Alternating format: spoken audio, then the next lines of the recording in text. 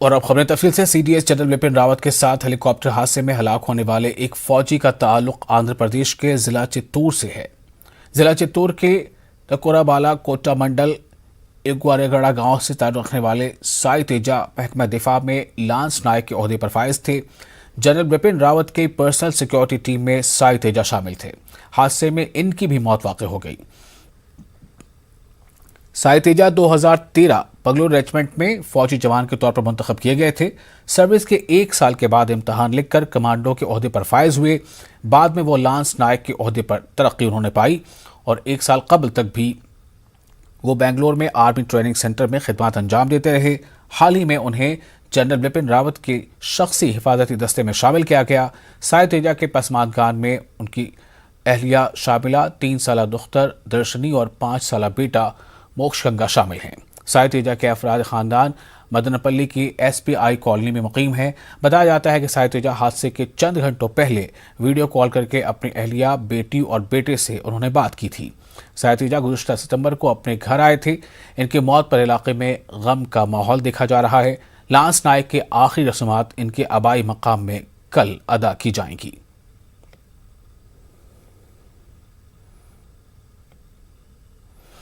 CDS general Vipin Rawat, इनके अहलिया और दीगर फौजियों की मौत पर आंध्र प्रदेश बीजेपी दफ्तर में खराज पेश किया गया।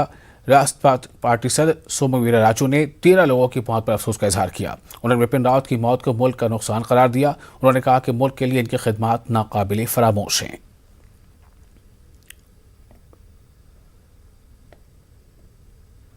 भारत को తొలి త్రివిధ దళాల అధిపతిగా చరిత్రలోకి ఎక్కారు। ఈ విధంగా వారి యొక్క జీవితాన్ని దేశానికి అర్పించారు డిఫెన్స్ లో। ఆ విధంగా ప్రేమించడంతో పాటు దేశాన్ని ప్రేమిస్తూ భారతదేశం ఇలాంటి సందర్భంలో ప్రజానికమంతా, ఆంధ్ర రాష్ట్ర ప్రజానికమంతా ఇంకా దేశభక్తులుగా మారి దేశానికి రాష్ట్రానికి సేవ। मौलवी अल्ताफ रजा ने AP वक्फ ट्रिब्यूनल कायम करने की हुकूमत के फैसले का खैर मकदम किया है। उन्होंने वक्फ ट्रिब्यूनल को जल्द से जल्द शुरू करके औकाफी अमलाक का तहफ़्फ़ुज़ करने की हुकूमत से मांग की है। वक्फ बोर्ड के मामलों के समाअत के लिए सीनियर वकला का तकर्रुर करने पर जोर दिया है। वक्फ ट्रिब्यूनल का होना बहुत ही ज़रूरी है और जल्द से जल्द वक्फ ट्रिब्यूनल को रखा जाए, आंध्र प्रदेश लाया जाए, क्योंकि ये केसेस, जितनी केस पेंडिंग है, ये तमाम केसेस का हल होना है तो वक्फ ट्रिब्यूनल का होना ज़रूरी है। अगर कोई केस अगर हार जाता है तो इसके ऊपर पूरे तौर पर जांच होनी चाहिए। या वक्फ बोर्ड ने रिकॉर्ड देने में कोई कमी पेशी है या स्टैंडिंग काउंसिल के अंदर कुछ कमी पेशी है, इसके ऊपर पूरे तौर पर जांच किया जाए और बेहतर से बेहतर जो है सीनियर एडवोकेट को रखकर पूरे केसेस जितनी पेंडिंग है और जितने केसेस हार गए उन केसों को भी फिर जो है हाई कोर्ट में रीओपन करके जल्द से जल्द तमाम वक्फ के मसाइल पर एक बेहतर तरीके से एक बेहतर कानून लाया जाए ताकि वक्फ की जायदाद की तहफ़्फ़ुज़ हो और वक्फ की जायदाद की तहफ़्फ़ुज़ से गरीब मुसलमानों की भलाई हो। करनूल में वक्फ ट्रिब्यूनल के क़याम के ऐलान पर मकामी MLA हफीज़ खान ने खुशी का इजहार किया है। रुकन असम्बली करनूल हफीज़ खान ने वज़ीर आला YS जगनमोहन रेड्डी का शुक्रिया अदा किया और कहा कि हुकूमत वक्फ अमलाक की हिफाजत के लिए बड़े पैमाने पर काम कर रही है। इन्होंने कहा कि वक्फ अमलाक ज़िला करनूल में बहुत ज़्यादा हैं और औकाफ़ी अमलाक को बचाने में वक्फ ट्रिब्यूनल मददगार साबित होगा। 4 दिन पहले जो है इसके बारे में जियो भी आया है, तो मैं हमारे CM साहब का शुक्रिया अदा करता हूँ कि वक्फ ट्रिब्यूनल को जो है रायलसीमा रीजन में और ख़ास तौर पे जहाँ पे प्रॉपर्टीज़ सबसे ज़्यादा हैं करनूल में दिए और करनूल की पब्लिक का और कई लोगों का जो है जो डिमांड था कई ज़माने से उसको पूरा करे हैं। मैं तहे दिल से जो है हमारे CM जगनमोहन रेड्डी साहब का फिर एक वक्त उनका शुक्रिया। करनूल में आंध्र प्रदेश स्टेट उर्दू एकेडमी की जानिब से उर्दू ज़बान की फ़रोग़ के लिए कॉन्फ्रेंस का इनेकाद अमल में लाया गया। ये कॉन्फ्रेंस करनूल के उर्दू भवन में मुनक़िद की गई। AP उर्दू एकेडमी के चेयरमैन H नदीम अहमद और रुकन असम्बली करनूल हफीज़ खां और दीगर ने कॉन्फ्रेंस में शिरकत की। कॉन्फ्रेंस में रियासत भर से असातिज़ा, अदीब, शायर, सहाफ़ी और दीगर ने हिस्सा लिया। ये वज़ीर आला जगनमोहन साहब के चीफ मिनिस्टर की सदारत में और सारे MLAs, MLCs और हमारे डिप्टी CM सब लेके सारे प्रोफेसर को, सारे इंटेलेक्चुअल्स को लेके सबको इन्वॉल्व करके हर पार्टी से जो भी आपका व्यू है सब दीजिए।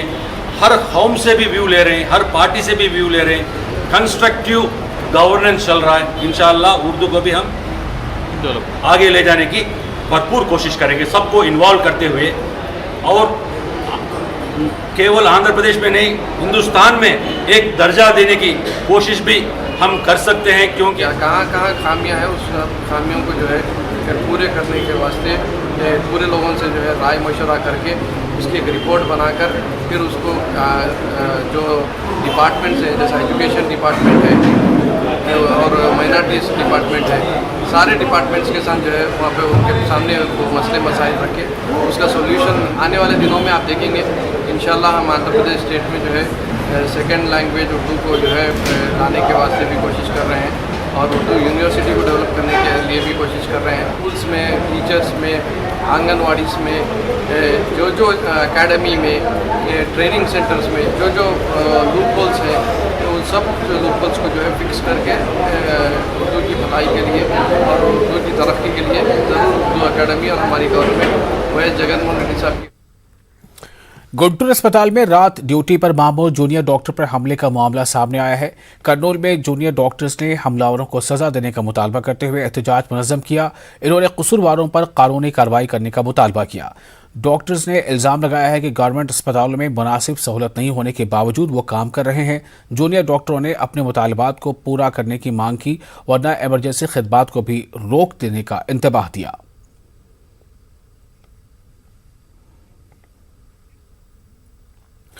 एपी के नायब वज़ीर आला अमजद बादशाह ने OTS स्कीम पर शौर बेदारी प्रोग्राम में शिरकत की। उन्होंने कहा कि OTS के लिए रजिस्ट्रेशन शुरू का आगाज़ कर दिया गया है और इसका अच्छा रिस्पांस मिल रहा है। हुकूमत इस स्कीम के तहत आवाम को मालिकाना हुकूक दे रही है। उन्होंने स्कीम से फ़ायदा उठाने की आवाम से अपील की।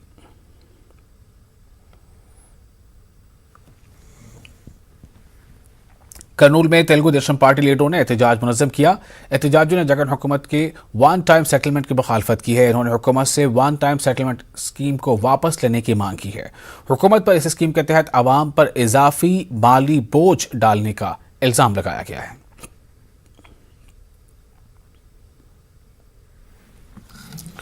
एपी के वजीर roads and building Shankar Narayan ने जिला अनंतपुर के हुकाम के साथ कोविड-19 और नई वेरिएंट ओमिक्रॉन पर जायजा इजलास मुनक़िद किया। इन्होंने आलमी वबा के नई शक्ल से निपटने के इंतजामात और इक़दाम पर तफसीली जायजा इजलास मुनक़िद किया। इस मौके पर जिला कलेक्टर नागलक्ष्मी, जॉइंट कलेक्टर और सब कलेक्टर DMHO और दीगर मौजूद रहे। आंध्र प्रदेश बीजेपी सदर सोमू वीर्राजू ने जगनमोहन रेड्डी हुकूमत पर इल्जाम लगाया है कि वो पोलावरम मामले पर मरकज से फंड्स नहीं देने का प्रोपेगेंडा कर रही है। उन्होंने बताया कि मरकजी हुकूमत ने पोलावरम के लिए 11,000 करोड़ रुपए जारी किए हैं। गैर कानूनी कारकुनी से 2 डैम को नुकसान होने का इल्जाम लगाया गया है और अदालती जांच की मांग की गई है। Polavaram, when government construct, we are pay the bill exactly almost about 11,000 crores we are already released. Only 700 crores is deficit.